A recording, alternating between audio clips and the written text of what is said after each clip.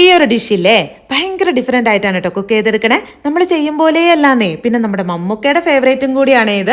അപ്പൊ ആദ്യം കുറച്ച് ഐറ്റംസ് ഒക്കെ ഒന്ന് ക്രഷ് ചെയ്തെടുക്കണം. അതൊക്കെ ഞാനൊരു ബൗളിലേക്ക് ഇട്ട് കാണിക്കാം. അപ്പൊ ഒരു തുടം വെളുത്തുള്ളി, ഒരു പീസ് ഇഞ്ചി, ഒരു 5-6 പച്ചമുളക്, 10-15 ചെറിയുള്ളി, മല്ലിയില, പുതിനയില കുറച്ചെടുത്താൽ മതി കേട്ടോ.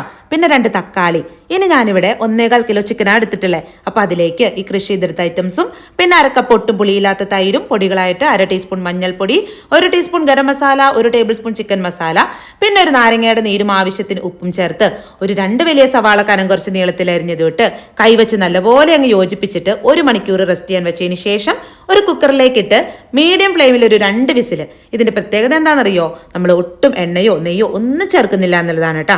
ഇനി വെന്ത ചിക്കൻ ഒരു വലിയ പാനിലേക്ക് തട്ടിയിട്ട് ഉപ്പും സ്പൈസസും മാത്രം ഇട്ട് വേവിച്ച് വെച്ചിരുന്ന ബസുമതി റൈസ് ഇട്ട് മുകളിൽ ഒരു ഇത്തിരി മല്ലിയിലയും കൂടിയിട്ട് ഏറ്റവും കുറഞ്ഞ തീയിൽ അടച്ചൊരു 10 മിനിറ്റ് എന്നിട്ട് ഫുള്ളായിട്ട് മിക്സ് ചെയ്തെടുത്താൽ ഒരു തുള്ളി എണ്ണയോ നെയ്യോ ചേർക്കാത്ത Mammookka special healthy biryani ready കേട്ടോ. അപ്പൊ എങ്ങനെയാ? അടിപൊളിയല്ലേ?